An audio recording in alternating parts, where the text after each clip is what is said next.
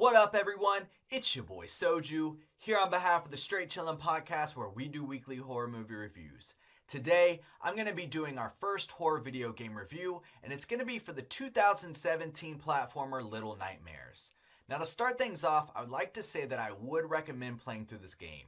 I was able to get this game and all of its DLC for $10 on the Xbox Live Store on sale.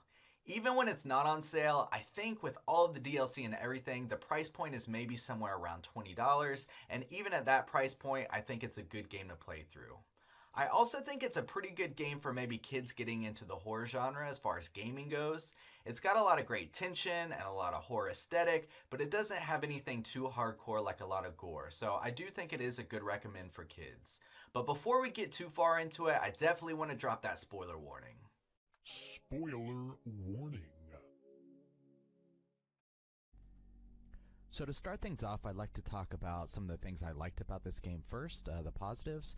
And the first one I want to talk about is the look of this game. So overall, the aesthetic, the design levels, the creatures, the bosses, the levels, everything looks fantastic. It's got this kind of Tim Burton meets series of unfortunate events kind of aesthetic look. The creature designs are really cool. The bosses, there's a good variety of them.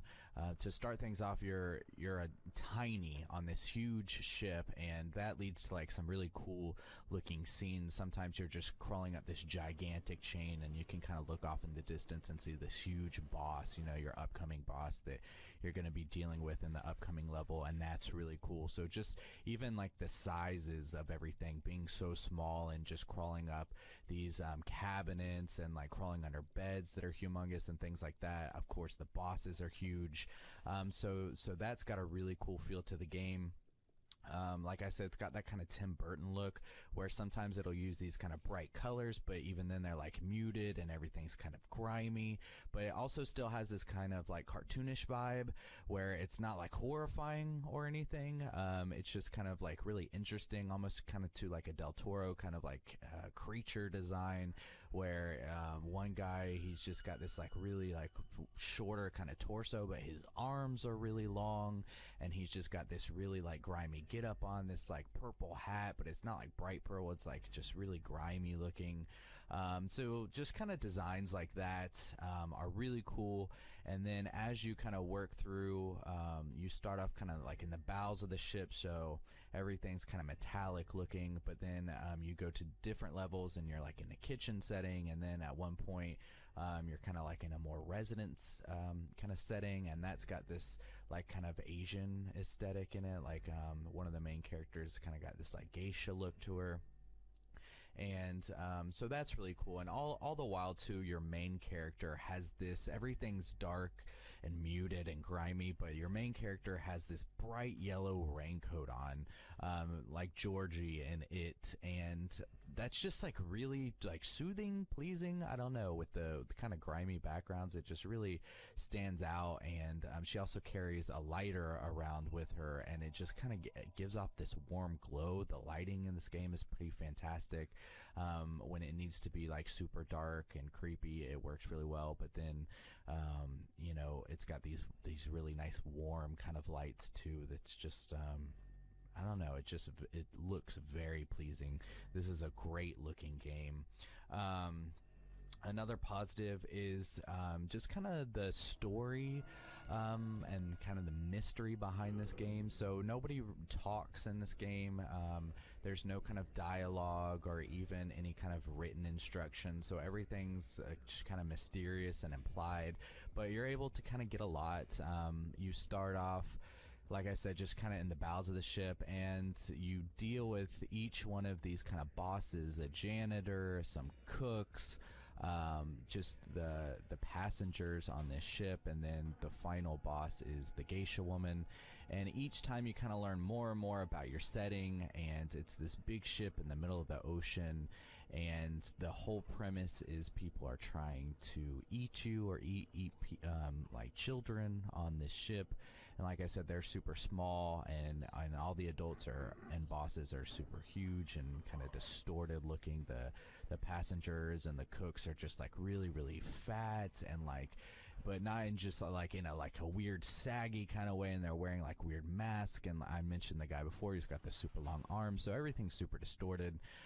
So it's not like a real world kind of setting as far as the story goes, but you are able to kind of build this narrative as you go along with your character and explore more and more of the ship. And it's got a cool resolution too, as you get to see your character kind of develop a little bit. And you know, I dropped the spoiler warning, but for anyone who hasn't played the game before, I will say that like the ending of the game and the development of the character as kind of an arc was really pleasing to me. I won't spoil the specifics of it, but yeah, I found it rewarding and shocking and kind of fulfilling towards the end of this game. So kind of liked that aspect of it as well. The gameplay, for the most part, was pretty solid.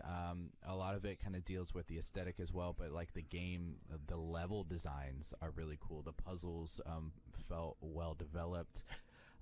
It's a really cool hide and seek. It really is. You don't have any kind of weapons or anything. You just have to kind of get through these areas without getting eaten or caught. And the puzzles were never really too challenging, but felt good to kind of go through and figure kind of everything out. And the gameplay was pretty great. Sometimes you're swinging, sometimes you're crawling, sometimes you're climbing, and it all felt pretty consistent, especially once the DLC is introduced. They offer some new kind of mechanics in there. You have like a water level, and then you have this thing where you work with these other kind of like little minion guys, the gnomes, and they kind of help you, and you have to kind of strategize with them. So that's the gameplay for the most part on this game was definitely a positive for me. The music in this is really great.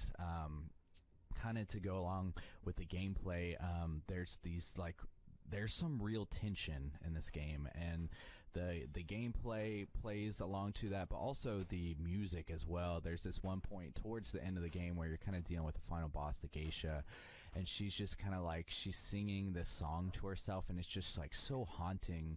But even the main theme for this game, like in the startup level and like through different areas of this game, there's some cutscenes and stuff too that you go through, and just overall the sound and the music in this game is really great and a positive for me. Those are all the positives. So now I'll kind of talk about some of the problems I have with this game, some of the negatives. The biggest problem I had, which I bitched about so much in my live streams and my playthroughs, was the controls. The controls in this game can be really clunky, and I mentioned it in my playthroughs, but one of the things that reminded me of is when like the first like 3D games started coming out, like Mario 64 and stuff like that, where the camera angles were super weird and you couldn't really tell depth and stuff like that. So I found myself dying more often just from the clunky controls, not from necessarily like a challenging type of situation, but like there would be something I would need to swing off of or like jump and grab onto, and I would hit all the buttons that were necessary, and it's just the way that the game is designed and the way that the controls are kind of so clunky. I would just like fall or I would die instead of grabbing hold of it, and I would do it again and do the exact same thing and it would work then. So more often than not, like the controls were just so clunky. And there's this one area in the DLC too where you finally have this kind of battle mode where most of the time you're just hiding and you're crawling and stuff like that, but there's this one in the DLC where you have a flashlight and you have to kill these like ghost kids or whatever, and you have to shine the light on them and they try to like, you know, flank you and stuff like that, so you have to follow along. And just the way that they designed even that, like to follow along, is just so clunky. Like it just doesn't feel natural with my fingers and how you have to do that. So that was a big negative for me playing through this game. Is you don't, and the problem is you don't even have a lot of controls. You can run, you can jump, you can grab, and that's pretty much it. And crawl, there's like a slide function too when you're running and you hit like the crawl button. And so they didn't even have like a lot to kind of deal with, and it was still kind of a pain to me in many different areas. The other negative is this is a pretty short game, and I did a recommendation where I said you really should get the DLC for this game, and the DLC really gives it some good length and also adds the mechanics that I would have expected in kind of the regular game. So the DLC comes in 3 packs, and the first one kind of introduces this water aspect of it, where it's kind of like a water level based, where you have to deal with stuff like that. The second DLC does like the minion kind of thing, where you have to cooperate with the minions. And then the third DLC kind of introduces some different kind of puzzles, and also kind of that battle I was talking about, where you have the flashlight and you actually have to like kind of attack things a little, or defend yourself a little bit. And those are all aspects that could have easily been worked into this game. So once you kind of finish the game and it's super short, the story is good, but then you're kind of left like, well, that was it. Like, it really, once I did my second playthrough, I think actually even in my first playthrough, I finished it within like 2.5 hours, I think, and that was figuring everything out from scratch. In my second playthrough, I was able to go through each section in about 20 minutes, and I think there's only 4 sections, maybe 5, I don't know. So I was able to kind of knock it out pretty quick. And then the DLC was a little bit harder and fleshed it out more, but still pretty short overall. So it's kind of a bummer that you need the DLC to kind of flesh this game out a lot, but I would recommend that, just to kind of get all the mechanics and kind of more of the backstory and stuff like that. So a little bit of a negative. To kind of go along with that, the saving ability in this game.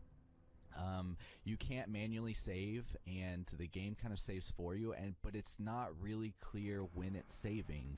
So there's some collectibles in this game, like lanterns and gnomes, and when you get them, there's like a little eye that flashes. And when I first started the game, I thought, okay, whenever the eye flashes, that's when it saves. And so sometimes I couldn't make it to the end of a chapter or something like that. I would cut the game off, only to find out, like, when I returned, that was not a save point, and I would have to do maybe some things again. So just it not being clear about when you were saving, and the lack of ability to kind of do a manual save or even kind of like checkpoint saves was kind of a bummer. You just kind of had to make it to like the halfway point or the end of a chapter, and just know that when you came back, you were going to kind of going to the next chapter. So that seemed unnecessary. It seems like that's like an easy fix. So I don't know why they designed it that way. The replayability, I did play it for a second time, and like I said, a lot of the tension was kind of gone. It was still fun to play through, but I was able to burn through it really quick, so it was even shorter the second time around. And I just don't know, as far as going back to it, if it'll have, a real longevity to it. It might be something, like I said, I was able to burn through an area in like 20 minutes per level. And so maybe if I'm just like looking to kill some time, like I really want to play a game, but I don't have a lot of time to play, and I kind of want, a lower kind of stress, this might be something I could throw on. But it is super short, and I don't know if it's going to have a lot of replayability in the future.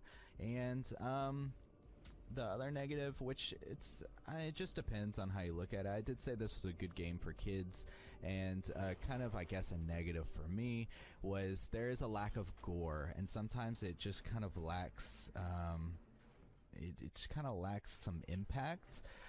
So there is like real tension when you're playing the game to not get caught, but often when you do get caught, like especially for a game that's about eating children and stuff like that, and these giant people trying to eat children, is when you get caught, it just kind of like it flashes to black.